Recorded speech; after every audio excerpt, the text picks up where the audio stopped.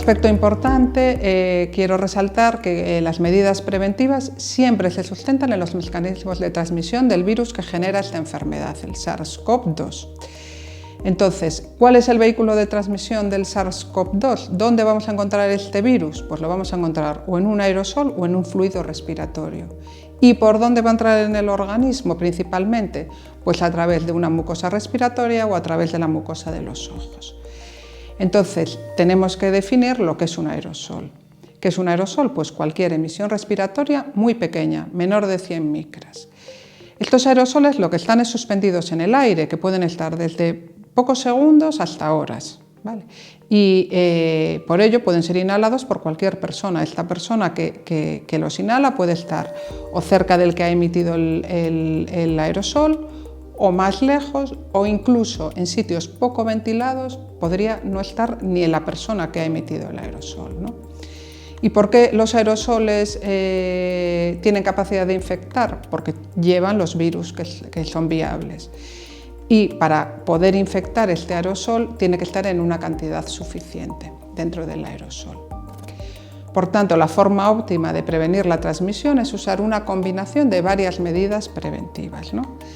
Y tenemos que incidir que mantener la distancia de seguridad interpersonal resulta imprescindible en los establecimientos de hostelería y restauración. ¿Por qué? Porque el uso de la mascarilla en este tipo de actividades no es utilizada en todo momento. Entonces, ¿cuál es la distancia de seguridad que siempre se recomienda? 1,5 metros. Y entonces, como medidas de protección individual, lo que se recomienda es lo siguiente. Mantén siempre una distancia de seguridad de 1,5 metros. Evita gestos de afecto o de cortesía que supongan un contacto físico. Procura siempre mantener grupos estables de relación, porque así lo que haces es limitar el número de contactos, sobre todo en aquellos momentos en donde no estás con una mascarilla, como es en el caso del sector de la hostelería y la restauración.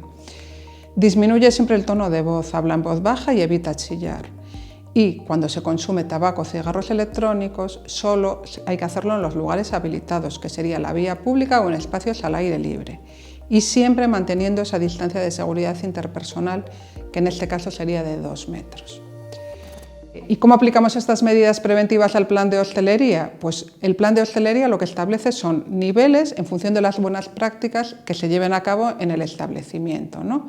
Entonces, el establecimiento puede tener o una conchiña o 2 conchiñas si has fomentado un espacio más seguro, ¿no?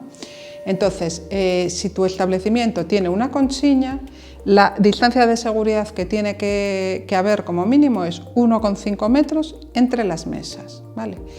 Y sin embargo, si tu establecimiento tiene un nivel de seguridad mayor, la distancia de seguridad entre las mesas, las personas que están sentadas en esas diferentes mesas, tiene que ser de 1,5 metros, es decir, garantizas la distancia de 1,5 metros entre personas con 2 conchiñas. Por tanto, los aforos son también diferentes. En una conchiña permites un 50% del aforo en el interior y un 75% en el exterior. Y sin embargo, con 2 conchiñas permites un 75% en el interior y un 100% en el exterior. En relación a la distancia de seguridad, el plan de hostelería segura también nos habla de un tercer nivel que sería un nivel de seguridad.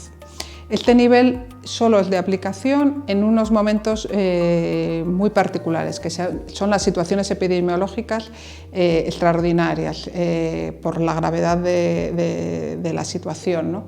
O de la ocupación asistencial. Entonces, en ese momento, como la incidencia acumulada y hay una probabilidad de muchas personas infectadas, las personas lo que tienen que estar es lo más separadas posible, ¿no? Entonces, lo que se va a permitir es un 30% de aforo en el interior y un 50% en el exterior.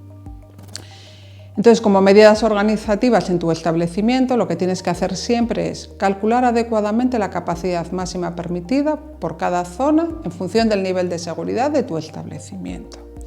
Tienes que calcular también la capacidad máxima de cada mesa para que esas personas estén lo suficientemente separadas entre ellas y no permita sentarse en una mesa a más personas de las permitidas. Asegura también la suficiente separación entre las mesas. Tienes que verificar que no se consume tabaco ni cigarros electrónicos en tu establecimiento. y tienes que verificar que se cumplen las capacidades máximas tanto por zona como por mesa. Y como conclusión principal, que la forma óptima de prevenir esta transmisión es usar una combinación de medidas.